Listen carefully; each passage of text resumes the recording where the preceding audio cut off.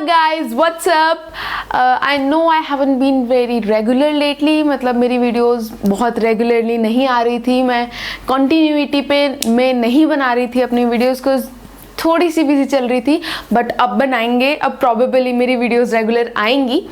तो आज क्या टॉपिक करेंगे? आज हम लोग करेंगे क्लास 12th का chapter number 1 electric charges and field. तो थोड़ी सी बात कर लेते हैं पहले। 11th क्लास में चाहे हमने अच्छा किया चाहे हमने गंदा किया, लेकिन अब की बार ना 12th में बोर्ड्स हैं और फोड़ देंगे, ठीक है, पूरे नंबर लेके आएंगे फिजिक्स में तो एटलीस्ट। बहुत इजी सब्जेक्ट है, बहुत इजी है यार फिजिक्स 12th की, कोई दिक्कत ही नहीं है। हमको बस स्टार्टिंग करनी है एक्साइटमेंट में, एंड भी करना है एक्साइटमेंट में, बीच में छोड़ना वोड़ना नहीं है कुछ भी, ठीक है।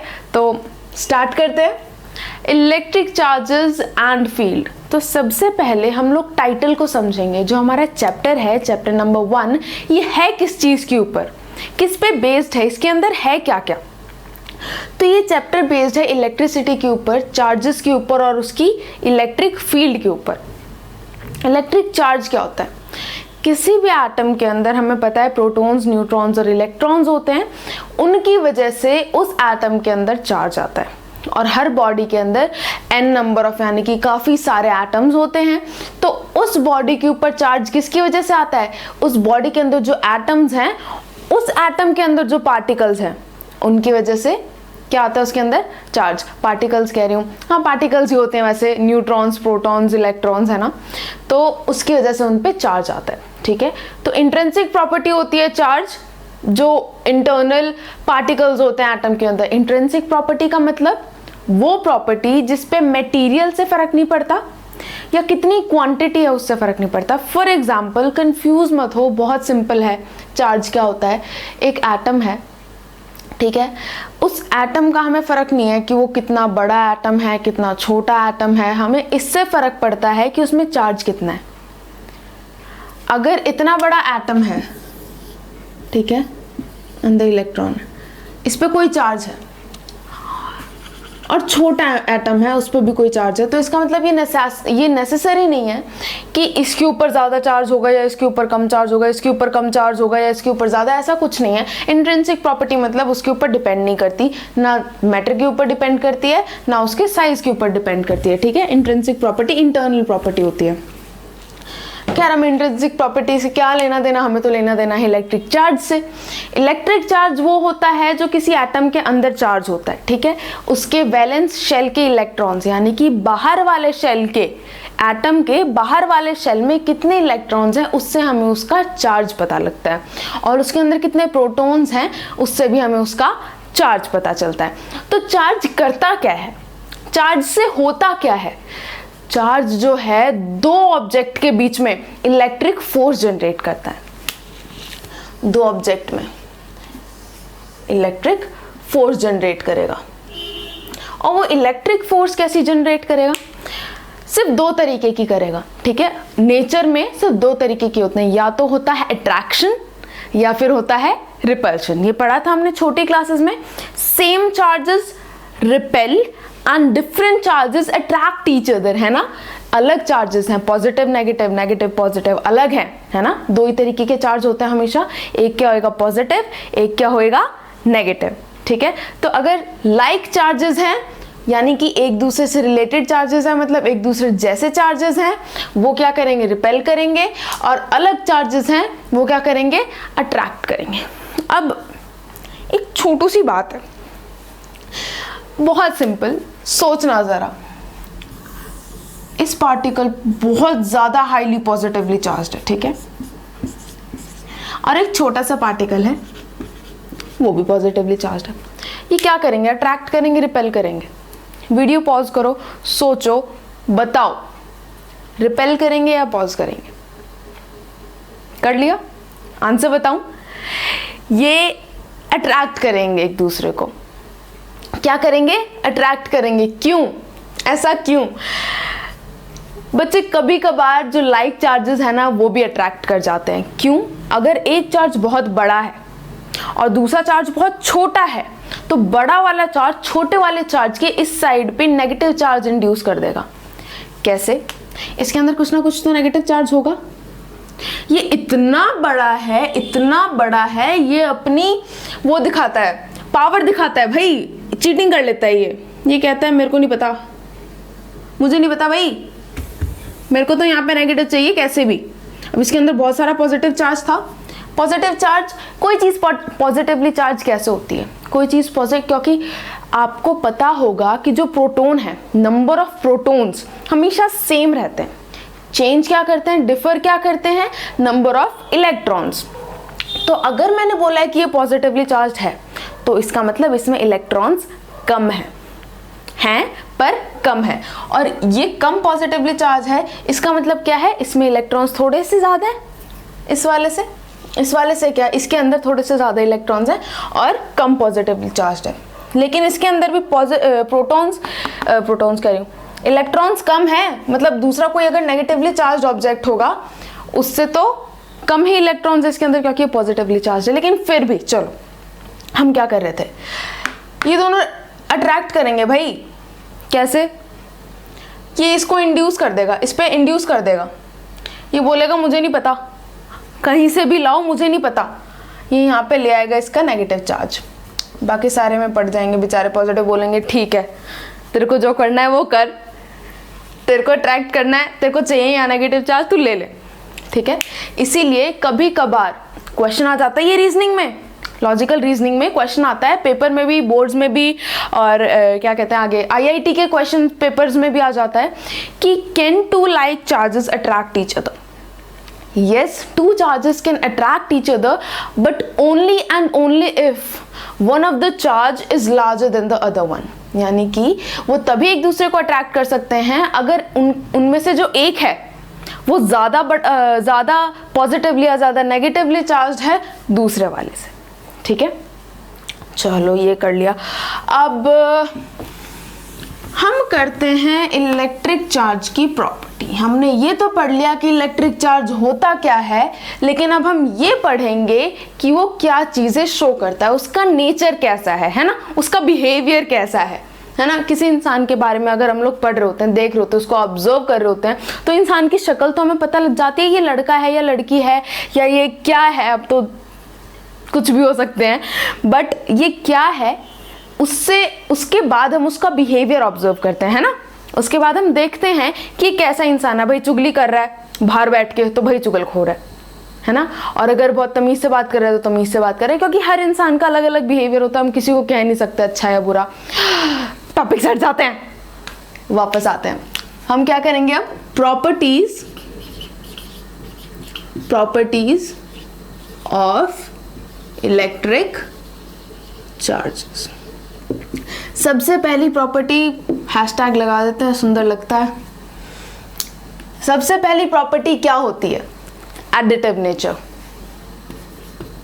एडिटिव नेचर, कोई कंफ्यूज होने की जरूरत नहीं है इसको पढ़ के, कुछ ज़्यादा घुसा हुआ नहीं है इसके अंदर, कुछ भी नहीं है। सबसे पहले तो हम ये देखेंगे कि एक काम करते हैं, चार्जेस को हम लोग हमेशा Q से डिनोट करते हैं, मतलब ये यूनिवर्सल है कि हम चार्ज को Q से डिनोट करें, क्योंकि सारे लोग इतने लेजी होते हैं, ऑब्वियसली हर बार इतना लंबा लंबा चार्जेस कौन लिखे, तो हम लोग उसकी जगह लिखते हैं Q, ठीक है। हम हमेशा उसको Q से डिनोट करते हैं। एडिटिव नेचर का मतलब ये होता है कि हम लोग चार्जेस को एल्जेब्रिकली ऐड कर सकते हैं, नॉर्मली ऐड कर सकते हैं, हमको और कोई फंक्शन लगाने की ज़रूरत नहीं है। यानी कि अगर यहाँ पर बहुत सारी चार्ज्ड बॉडीज़ हैं, ठीक है, इसका चार्ज Q1, Q2, Q3 कुछ भी ले लो, चलो 3 ही ले लेते हैं, तो इसका टोटल चार्ज क्या आएगा, इन दोनों का मिला के, इन तीनों का मिला के टोटल चार्ज क्या आएगा, टोटल चार्ज यानी कि जी कह रही हूँ Q, टोटल चार्ज क्या आएगा, Q1 plus Q2 plus Q3, है ही नहीं कुछ इसके अंदर, मैंने पहले ही बोला था। एडिटिव नेचर का मतलब ये होता है कि हम चार्जेस को एल्जेब्रिकली ऐड कर सकते हैं, ठीक है, इतना ही है और कुछ नहीं है। We can add them algebraically, ठीक है। चलो उसका दूसरी प्रॉपर्टी, दूसरी प्रॉपर्टी है क्वांटाइजेशन।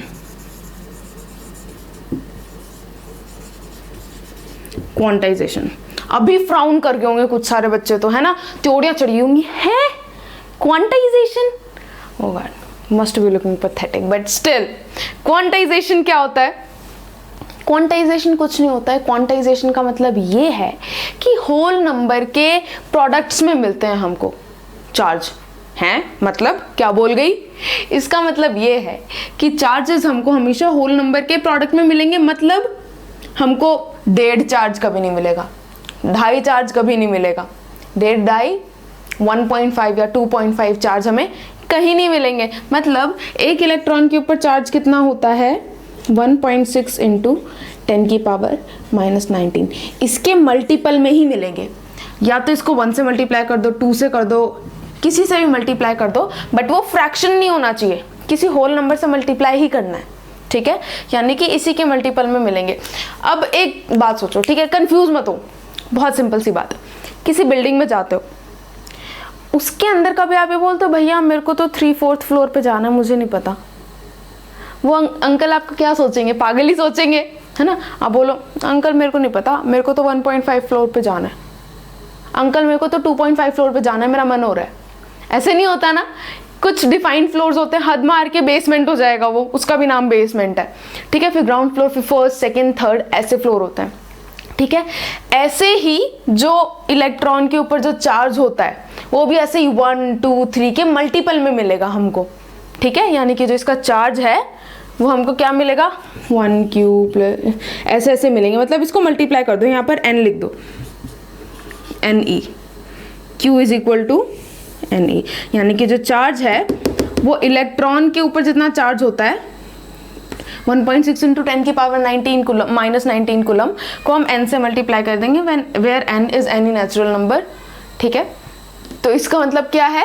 यही होता है बस क्वांटाइजेशन, है ना। Q equal to Ne, Q यानी कि चार्ज किसके इक्वल है?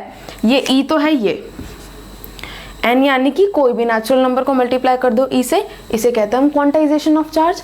मतलब फ्रैक्शंस में चार्ज नहीं मिलेगा, हमेशा नेचुरल नंबर के प्रोडक्ट में ही हमको चार्ज मिलेगा। चलो थर्ड एंड लास्ट प्रॉपर्टी, बहुत इजी, इंटरेस्टिंग, सारी इजी हैं, तीनों प्रॉपर्टी इजी हैं। ये है conservation of charges. Conservation of charge का मतलब क्या होता है? कंजर्वेशन ऑफ चार्ज का मतलब ये है कि चार्ज ना बनाया जा सकता ना बिगाड़ा जा सकता, उसको सिर्फ एक बॉडी से दूसरी बॉडी में ट्रांसफर कर सकते हैं। यानी कि charge can neither be created not destroyed, it can only be transform from one body to another, है ना। जैसे conservation of energy, conservation of mass कह रही, मास, ये सब होते हैं, है ना। ऐसे ही ये क्या है? कंजर्वेशन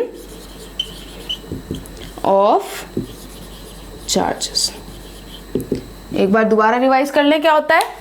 एडिटिव नेचर, यानी कि हम लोग उनको एल्जेब्रिकली ऐड कर सकते हैं नंबर्स की फॉर्म में, मतलब जैसे हैं उनको सीधा ऐड कर दो, कोई और फंक्शन लगाने की जरूरत नहीं है। यानी चार्जेस भी कह रहे हैं यार तुम्हारे पास ऑलरेडी बहुत प्रॉब्लम्स है, मेरे को तुम आराम से ही ऐड कर लो, हाँ।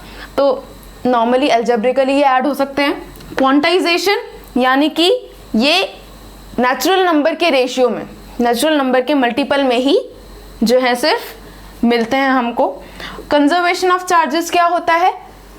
Charges can never be created not destroyed, ना हम उन्हें बना सकते ना हम उन्हें खत्म कर सकते, वो सिर्फ एक बॉडी से दूसरी बॉडी पे ट्रांसफर होते हैं, ठीक है। ये तो हो गया मोटा मोटा डिस्क्रिप्शन चार्जेस का। अब हम देखते हैं कि दो चार्जेस हैं मान लो, तो उनके बीच में फोर्स क्या होगी। अभी मैंने थोड़ी देर पहले बताया था कि अगर दो चार्जेस हैं तो या तो उनमें होएगा अट्रैक्शन या उनमें होएगा रिपल्शन, कुछ एक तो होएगा ना। या तो उनमें क्या होएगा? अट्रैक्शन, एक दूसरे को अट्रैक्ट करेंगे, या फिर क्या होएगा? रिपल्शन होएगा, और तीसरी चीज तो कोई हो ही नहीं सकती। तो भाई एक अंकल थे हमारे, उनका नाम था चार्ल्स ऑगस्टीन कूलॉम्ब, अंकल बना दिया, बताओ। फिजिसिस्ट थे, उनका नाम था चार्ल्स ऑगस्टीन कूलम्ब। उन्होंने एक एक्सपेरिमेंट किया था, एक क्या काफ़ी सारे एक्सपेरिमेंट करे थे, बट उनमें से एक एक्सपेरिमेंट का ये रिजल्ट था जो मैं अभी आपको बताने जा रही हूँ। ठीक है, यहाँ पर क्या है, हमारे पास दो चार्जेस हैं, इसका नाम ले लो Q1, इसका नाम ले लो Q2। ठीक है, ये दो चार्जेस ले लिए, मान लो, इधर देखो आप, ध्यान दो, दो चार्जेस ले लिए। कुछ ना कुछ तो चार्ज इनमें होगा, या तो ये पॉजिटिवली चार्ज होगा, नेगेटिवली चार्ज होगा, ये पॉजिटिवली चार्ज होगा या नेगेटिवली चार्ज होगा। तो इनके बीच में कोई फोर्स होएगी, या तो ये रिपेल करेंगे या फिर ये अट्रैक्ट करेंगे। ठीक है, तो इन दोनों के बीच की जो फोर्स है वो हम कैसे निकालते हैं, ये बताया था हमारे अंकल जी ने। इनके बीच का हम लोग डिस्टेंस ले लेते हैं, R ले लेते हैं। चलो, इनके बीच का डिस्टेंस हो गया R। तो कूलम्ब ने क्या बताया था, ये हम कर रहे हैं कूलम्ब्स लॉ। कहीं पेपर में बच्चे लिख के आ रहे हैं अंकल जी का लॉ ऐसे नहीं करना, कूलम्ब्स लॉ। ठीक है, बहुत गंदा था ये, मेरे को पता है। कूलम्ब्स लॉ, कूलम्ब्स लॉ क्या होता है, क्या बताया था कूलम्ब ने, force is directly proportional to product of both charges. क्या बोल गई मैं, देखो ये जो दो चार्जेस हैं इनके प्रोडक्ट के डायरेक्टली प्रोपोर्शनल होगी फोर्स, यही लिखा है। मल्टीप्लाई है, ये साइन नहीं लगाते हैं, नहीं लगाया मैंने, यही एक ही बात है। And it's inversely proportional to square of the distance between the, यानी कि इन दोनों के बीच का जो डिस्टेंस है उसके स्क्वायर के इनवर्सली प्रोपोर्शनल है। ठीक है, ये मैं इमेजिन करके सोच के नहीं बता रही हूँ, ये उन्होंने जो एक्सपेरिमेंट किया था उसके बिना पे बता रही हूँ। ठीक है, इन दोनों को कंबाइन करके क्या हम ऐसा लिख सकते हैं, Q1 Q2 upon R square, बिल्कुल लिख सकते हैं। तो हमको क्या चाहिए, प्रोपोर्शनलिटी कांस्टेंट हटाना पड़ेगा, प्रोपोर्शनलिटी कांस्टेंट कह रही, प्रोपोर्शनलिटी साइन हटाना पड़ेगा।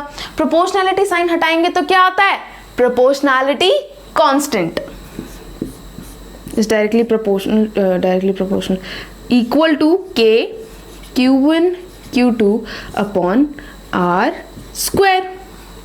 अब हमको जब कैलकुलेशन करनी होगी, ये तो आ गया हमारा फॉर्मूला भाई, बहुत सिंपल सी बात है। अगर आपको कोई निकालने के लिए बोले कि बताओ कूलम्ब्स लॉ क्या है, तो आप इसको ऐसे निकाल दोगे।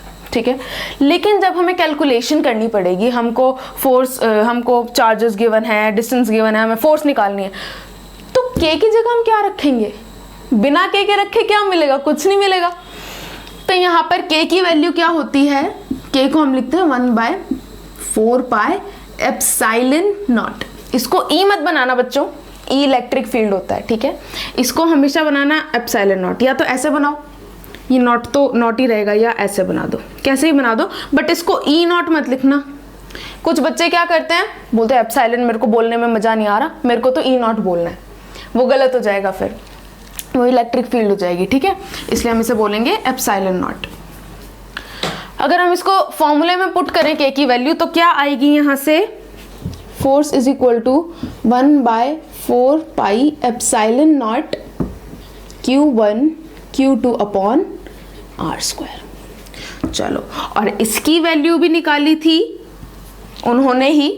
इसकी वैल्यू क्या है, K की वैल्यू क्या होती है, 9 × 10⁹ तो इसका मतलब ये भी किसकी होएगी, 1/4 pi epsilon naught is equal to K is equal to 9 × 10⁹। अच्छा देखो, एक बहुत कॉमन सी मिस्टेक जो बच्चे करते हैं, मैंने भी करी थी। ठीक है, सर ने बहुत डांटा था मुझे जब मैंने ये करी थी। तो मिस्टेक ये है कि बच्चों, ये जो 9 × 10⁹ है ना, ये इसकी वैल्यू है 1/4 pi epsilon not. 4 pi epsilon not की वैल्यू नहीं है, देखना आप ध्यान से क्या बोल रही हूँ मैं। 4 पाई एप्सिलॉन नॉट की वैल्यू 9 × 10⁹ होगी, नहीं, ये तो 1/4 पाई एप्सिलॉन नॉट की है। किसकी होगी, तो फिर 4 पाई एप्सिलॉन नॉट की क्या वैल्यू होगी, अगर आपको कैलकुलेट करनी हो तो 1/9 × 10⁹ ये होगी। ठीक है, मतलब इसको रेसिप्रोकल कर देना, कहीं छोड़ दो, भूल जाओ रेसिप्रोकल करना, ना, ऐसी गलती बिल्कुल भी नहीं करना, सपने में भी नहीं करना। ठीक है, ये याद रखना अपने दिमाग के अंदर, बहुत इंपॉर्टेंट है।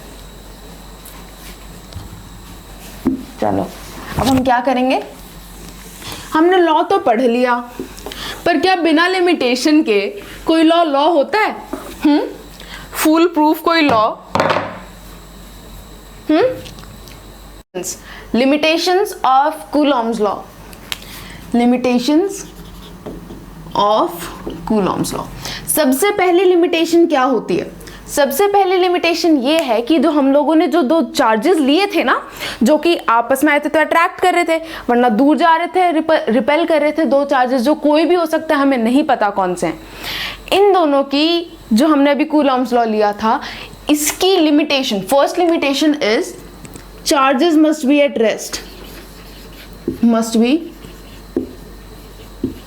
At rest. अब भाई बहुत सिंपल सी बात है, इसमें तो कोई सोचने वाली बात ही नहीं है। दो चार्जेस हैं, नाचे जा रहे हैं एक दूसरे के साथ या अलग अलग नाचे जा रहे हैं। इन दोनों के बीच का आर कैसे निकालेंगे? डिस्टेंस कैसे निकालेंगे? अगर हमको पता ही नहीं है, अगर चार्जेस स्टैटिक हैं ही नहीं, रेस्ट पे हैं ही नहीं, तो इन दोनों के बीच का डिस्टेंस कैसे निकालेंगे? तो इसके लिए जो कूलॉम्स लॉ के लिए जो दो चार्जेस हैं वो दोनों रेस्ट पे होना चाहिए। नंबर टू ये है कि इन दोनों के जो बीच का डिस्टेंस है, इन दोनों के जो बीच का डिस्टेंस है वो न्यूक्लियर डिस्टेंस से कम होना चाहिए। न्यूक्लियर डिस्टेंस यानी कि 10 की पावर -15 से कम होना चाहिए। क्यों कम होना चाहिए? अगर हम पास में रख देंगे तो क्या होएगा? अगर हम इन दोनों चार्जेस को पास में रख देंगे, मान लो ये दो चार्जेस हैं, यहाँ है न्यूक्लियस, यहाँ है इलेक्ट्रॉन, तो हम लोगों ने पढ़ा था इन दोनों में अट्रैक्शन होता है ना, इन दोनों में अट्रैक्शन, और इन दोनों में भी अट्रैक्शन होता है। तो मान लो हम लोगों ने ये न्यूक्लियर, इनके बीच का डिस्टेंस है, ठीक है, न्यूक्लियर डिस्टेंस से कम डिस्टेंस पे पास में रख दिए, तो इन दोनों को बेचारों को रिपेल करना था, लेकिन इसके न्यूक्लियस ने उसे खींच लिया, उसके इलेक्ट्रॉन को, और उसके न्यूक्लियस ने उसके इलेक्ट्रॉन को खींच लिया, यानी कि खींच लिया दोनों को। तो अगर इन्हें रिपेल भी करना था तो ये अट्रैक्ट हो गए, और अगर इनको अट्रैक्ट होना था तो ये और अट्रैक्ट हो गए। तो यानी कि जो फोर्स निकलेगी, क्या वो एग्जैक्ट फोर्स निकलेगी जो हमें निकालनी थी? नहीं निकलेगी। इसीलिए इन्हें क्या होना चाहिए? न्यूक्लियर डिस्टेंस से ज्यादा दूरी पर होना चाहिए।